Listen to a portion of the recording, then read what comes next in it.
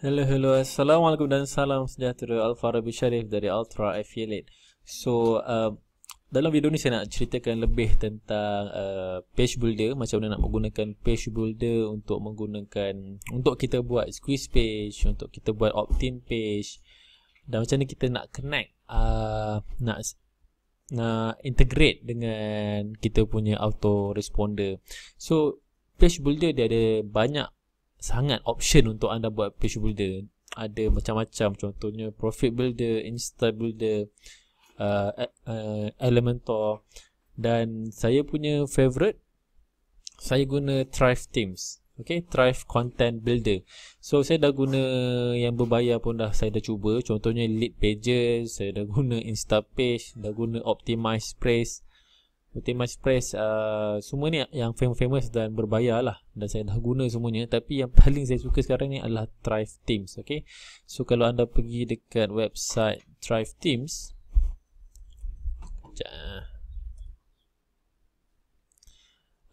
anda boleh pergi dekat website Thrive Themes. Saya tunjuk kat sini lah, thrivethemes.com. So dalam website ni anda akan tengok dia punya package agak mahal. Okay, tapi jika anda nak mendapatkan harga Thrive Themes dengan sangat murah dan lifetime pula tu, anda boleh contact dengan saya lah. Anda boleh PM saya dan saya akan bagi anda harga special untuk Ultra Affiliate. Okay, so benda ni sepatutnya kena bayar bulan-bulan, tapi sebab kami ada reseller right, so kami boleh installkan untuk klien, dan dengan lifetime, tak perlu bayar bulan-bulan. Okay, dan apa yang saya suka tentang Thrive Theme ni adalah sebab dia sangat-sangat optimize for speed, dan dia ada banyak template juga. Okay, dia sangat laju kalau berbanding dengan lain-lain, contoh Optimize Press, Profit Builder, dia dah lah lambat dan kadang dia lag. Okay, tapi untuk starting anda boleh guna apa-apa saja, ni just saya punya preference. Alright, so macam mana kita nak guna page builder. Contohnya kalau anda menggunakan Thrive Themes, saya akan tunjuk contoh Thrive Themes sebab saya menggunakan Thrive Themes. Kita pergi kat add new page.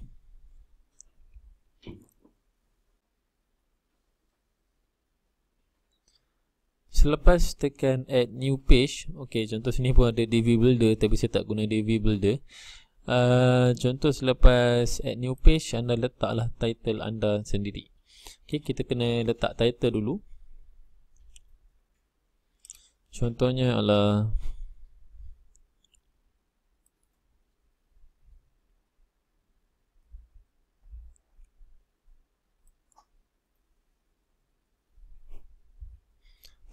contohnya adalah Ultra Affiliate Test.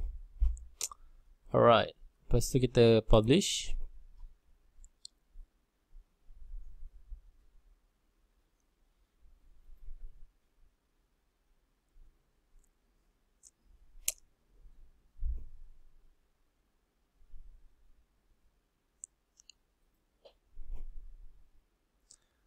Selepas publish, kita tekan sini, edit with Thrive Content Builder. So basically semua page builder lebih kurang sama juga dia punya step. Anda kena publish dulu. Okay, so anda pun tekan.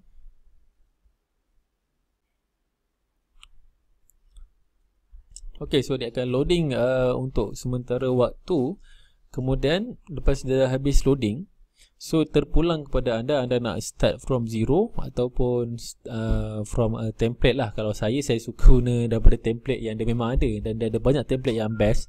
So kita bazir masa kalau kita start from zero kan. So kita pergi kat kanan ni, kita choose landing page. Alright, so bestnya Thrive Themes ni, dia ada banyak sangat template yang cantik dan sangat responsif, dan dia dah kategorikan.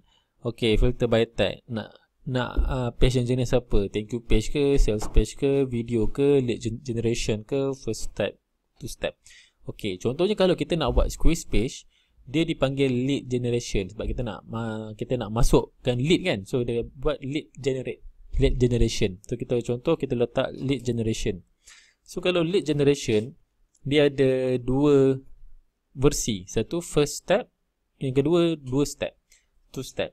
Kalau one step maksudnya masuk Squarespace dah ada kotak untuk letak nama dan email. Kalau two step, dia hanya ada butang. Kalau kita tekan butang tersebut, baru dia keluar kotak nama dan email. So lebih kurang sama saja. Biasanya saya gunakan one step. Ada juga marketer dia kata two step is better. So terpulang pada anda, kita boleh buat split test mana-mana. So contohnya saya pilihlah salah satu. Saya ambil yang ni, simple sikit. Okay, lepas dah pilih, kita tekan load landing page. Alright, so selepas habis load, kita boleh edit terus dekat sini. Okay, so ada atas ni anda nak letak logo boleh. Ini anda punya headline, ini anda punya arahan, ini anda punya gambar kalau ada. Dan ini adalah button untuk kita integrate dengan kita punya autoresponder. Saya akan tunjukkan beberapa contoh saya punya Squarespace sebelum ni. Saya dah banyak buat Squarespace. So ini adalah beberapa contoh saja. Contohnya kat sini adalah waiting list. Ini pun daripada template daripada Thrive Teams. Okay, saya tak buat daripada scratch sebab basi masa. So kita just guna template yang ada, letak gambar, letak tulis, edit sikit, and then done. Contohnya macam ni juga. Okay, ini saya gunakan konsep video. Maksudnya orang boleh tengok video. Kalau dia berminat dengan offer saya tu, dia akan masukkan nama dan email kat sini. So sama juga, lebih kurang macam ni. Ini untuk orang yang dah nak access bonus-bonus affiliate link pun, saya akan buat satu Squarespace. Sebab apa? Mudah saya nak masukkan mereka dalam saya punya database email marketing. So ni pun sama juga, macam-macam jenis saya buat sebab saya banyak split test which one is better. Kalau ni pula adalah ini dululah saya buat webinar. So bila dekat sini dia ada ruangan letak nama dan email. Okay, so ni dah tawaran ni dah tutup. So saya saya edit lah sikit, tawaran ini telah ditutup. So apakah komponen yang penting untuk anda ada dalam satu Squarespace? So ada satu konsep namanya KISS, KISS, iaitu keep it simple and stupid. Dan saya juga terkejut bila saya tengok banyak IM luar negara bila dia buat comparison, mana satu Squarespace yang paling banyak yang conversion tinggi. Contohnya 100 orang pergi, 60 orang daftar nama dan email. So 60% conversion ataupun 70%. So kat sini kita kena bermain dengan conversion. 1000 orang datang, berapa ratus orang yang masukkan nama dan email. So kalau conversion tinggi, so kita dah jimat banyak duit. Okay, so most likely apa yang kesimpulan yang saya boleh dapat, lagi simple dan nampak stupid dia punya sales page, Squarespace, dia lagi convert. Dan saya tak tahu kenapa. Okay, so anda boleh cuba nak nampak macam hipster sikit ke, ataupun nak nampak dia simple ke, anda boleh cuba. So semua saya akan ceritakan apakah komponen yang penting. Contohnya, saya belajar ni daripada Tuan Oswald Justin. Dia kata dia just kongsi kat sini. Ke atas sekali kita boleh buat satu ayat. Dalam masa 1 minit anda akan dibongkarkan dengan terus masuk headline. Headline. Benda ni kita boleh, firstly anda boleh letak logo anda sendiri untuk branding. Lepas tu boleh letak juga macam ni, dalam masa 1 minit anda akan dibongkarkan dengan, so buat orang macam tak sabar-sabar kan. Dan lepas tu seterusnya adalah rahsia pula adalah headline. Headline ni anda ada pelbagai cara untuk buat headline. Saya akan bagi anda 3 proven headline yang memang convert. Saya ambil ni daripada satu PDF daripada David Frey. Dia buat 12 step foolproof sales letter template. So ni adalah formula untuk sales page, tapi saya ambil bahagian headline sahaja. So macam kat sini 3 proven headline templates. Yang pertama ialah how to. Contoh saya buat, ada tak saya buat sebelum ni?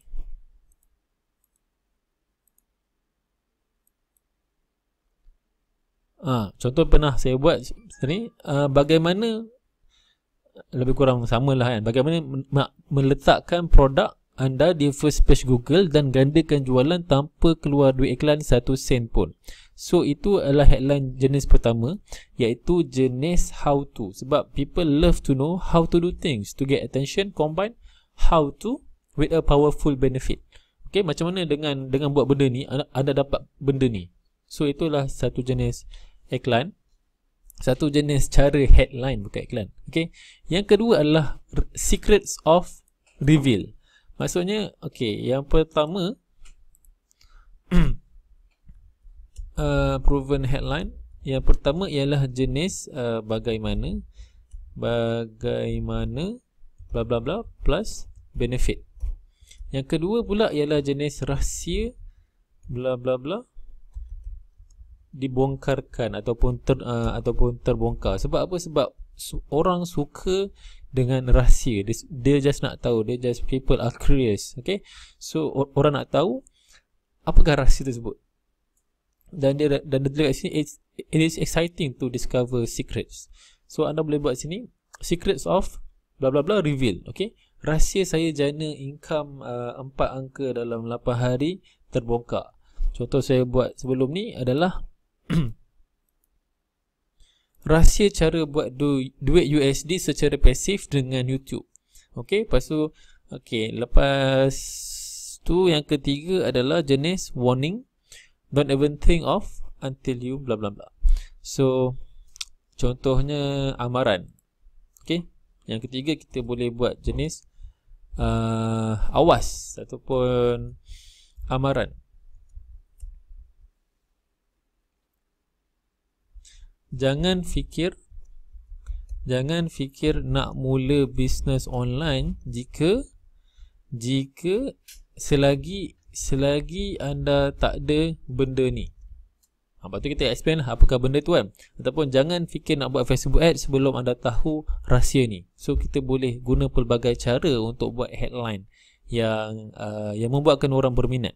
So biasanya selepas headline saya akan tambahkan lagi ataupun amplify lagi apa yang patut dia, kenapa dia kena letakkan nama dan email. Okay, sebab saya kata kat sini, masih contoh kat sini saya buat rahsia cara buat duit USD secara pasif, masih ramai lagi orang tak tahu cara ni. Okay, dan kita buat satu cerita pendek tentang headline tersebut. Itu adalah sub headline lah orang panggil. Contohnya dekat sini saya buat, okay, inilah headline kan. Bawah dia saya tulis, blueprint ini bantu saya jana untung bersih 4 angka sebulan dengan leverage business online sehingga 80% automatic. Saya hanya uruskan order kurang 10 minit sehari dalam keadaan saya yang super sibuk. So dia ada headline, dia ada sub headline. Sub headline ni dia bantu nak amplify the effect of the headline. Alright. Okay, selepas tu anda boleh letak gambar kalau anda nak. Okay, biasanya tak letak gambar pun okay. Kalau anda boleh letak gambar, boleh letak video. Okay, video anda terangkan apa benda pasal headline tu. Kalau nak tahu, letakkan nama dan email. Lebih kurang sama saja. Lepas tu baru kita letakkan kita punya opt-in form. Kita panggil situ opt-in form lah. Alright, so kat bahagian ni adalah opt-in form, letakkan nama dan email. Okay, biasanya sebelum letak nama dan email, kita kena bagi dia arahan. Contohnya saya buat jika boleh hadir, isikan nama pendek dan email utama anda. Pastikan email anda betul agar dapat link akses nanti ya. So saya letak kat sini. Ini boleh adjust kat sini. Nama pendek sahaja, email utama selalu buka. Saya tak minta. Biasanya orang yang typically yang biasa orang buat adalah nama, email. Okay, saya tak nak macam tu. Saya nak nampak lain sikit. So saya bagi arahan yang jelas. Siap saya bagi dia nampak warna merah lagi. Sebab saya nak dia letak nama pendek. Sebab apa? Dia letakkan nama pendek, kita mudah nak petik nama dia dalam email. Selalunya saya kalau macam sebelum ni, saya walaupun saya suruh letak nama pendek, dia akan letak nama panjang gila. Okay, Muhammad Al-Farabi bin Syarif bin. So bila letak dalam email nanti nak petik nama dia dalam email, nama dia akan jadi awkward bila orang baca email dengan nama yang penuh. Hai Muhammad Al-Farabi bin Syarif, tahukah Muhammad Al-Farabi bin Syarif bla bla bla bla. So dia So saya memang encourage orang untuk buat nama pendek. So at least kuranglah sikit orang yang letak nama panjang kan. Dan kemudian saya letak sini email utama yang selalu buka. Okay, apa-apa yang email utama yang dia selalu buka. Sebab apa? Kalau dia gunakan email syarikat, contohlah dia gunakan email company kan, kita dah letak situ email, dia pun letak ialah email company dia. So email company dia dalam sehari dah berpuluh beratus email company yang akan masuk pada dia kan. So kita nak email personal. Email personal dia yang kedua adalah sebab email personal selalunya dia akan masuk notification dekat dia punya smartphone. So kalau dia dapat email, dia akan terus dapat notification. So kita nak orang baca email kita. Okay, maksudnya email yang biasa orang guna adalah email dalam handphone Android yang dia guna ke, ataupun iPhone yang dia guna ke. So dia akan dapat akses kat situ lah. Alright, so selepas itu saya akan, button ni saya akan tulis something else. Contoh, ya saya berminat, okey, saya daftar sekarang. Okey, saya nak, padahal boleh je tulis submit button. Okey, hantar. Tapi saya just nak dia jadi reverse psychology ke orang panggil. Okey, dia macam, walaupun sebenarnya dia lagi 50-50 sebab button tu kita dah letak okey saya nak. Dia macam kita nak pujuk dia isikan nama dan email. So avoid to be scammer. Letak something else yang buatkan orang nak tekan. Okey, saya nak. Okey, saya tak sabar dah ni. Okey, saya tak sabar dah ni. So apa-apa yang boleh menarik perhatian. Okey, biasanya selepas biasanya saya akan end kat sini saja, atau kalau saya nak lebihkan lagi, saya akan tambahkan sedikit PS. PS ni apa? PS ni akan cerita apa yang dia akan terlepas kalau dia tak letak nama dan email sekarang. Apa yang dia akan, kenapa dia akan rugi kalau dia tak letak nama dan email sekarang. Okey. Dan saya akan tambahkan juga siapakah saya. Contohnya kat bawah ni saya letak sini. Okey, saya letak sedikit intro pasal saya, sebab kadang-kadang orang masuk Squarespace, siapa Mamat ni kan? Kenapa aku nak letak nama dan email pada dia? Kenapa aku nak bagi aku punya info pada dia? So kita kena ada strong reason untuk kita nak dia letak nama dan email. Itu saja. Alright. So anda boleh cuba pelbagai cara, sebab saya pun kalau anda tengok setiap Squarespace saya buat cara yang berbeza, sebab saya nak discover a new thing. Dan anda juga boleh split test mana satu yang lebih convert. Okay. So saya malas nak buat split test sebenarnya, so saya just main buat je. Tetapi kalau tengok result, yang paling simple itulah yang paling mudah convert. Tapi kalau anda nak buat Facebook ads, masuk ke Squarespace, anda kena split test supaya anda tahu which one converts better. Sebab sini penting adalah conversion. Lagi banyak orang masuk email dan nama, lebih banyak orang convert, lagi banyak anda boleh buat duit dan lebih untung anda punya duit iklan. So itu adalah cara macam mana kita nak buat Squarespace lah menggunakan template. Ataupun selain juga template, nak juga boleh juga tambah-tambah benda-benda dekat tepi ni. Contohnya anda nak tambah divider ke. Biasanya saya letak content container untuk tambah wording. Contoh, saya boleh tulis apa-apa kat sini. Kalau macam sekarang ni nampak ada punya tulisan kelabu kan, kita boleh hitamkan dia supaya lebih jelas. PS, anda bakal rugi jika tak letak nama dan email. Jika lambat dapatkan. Contohlah ni pun masih skema lagi.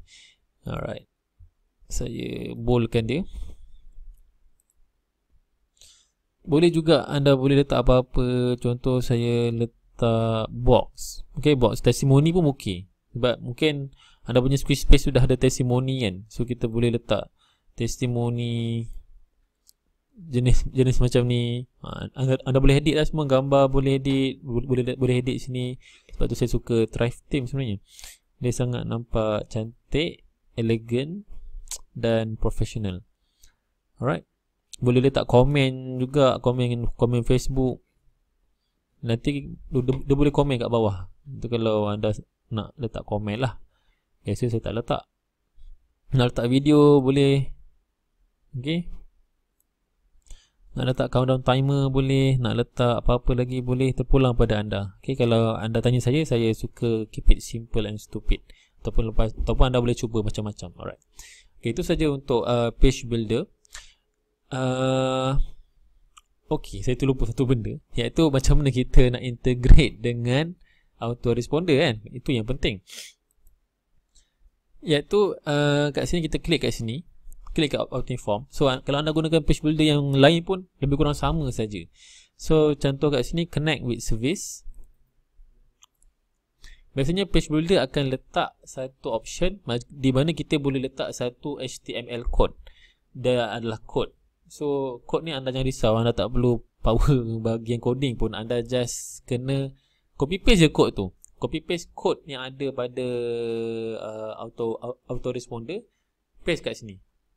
Create a new connection. Okay, dia ada dua jenis, API satu dan HTML code. Saya dah guna dua-dua, tapi saya lebih suka menggunakan code.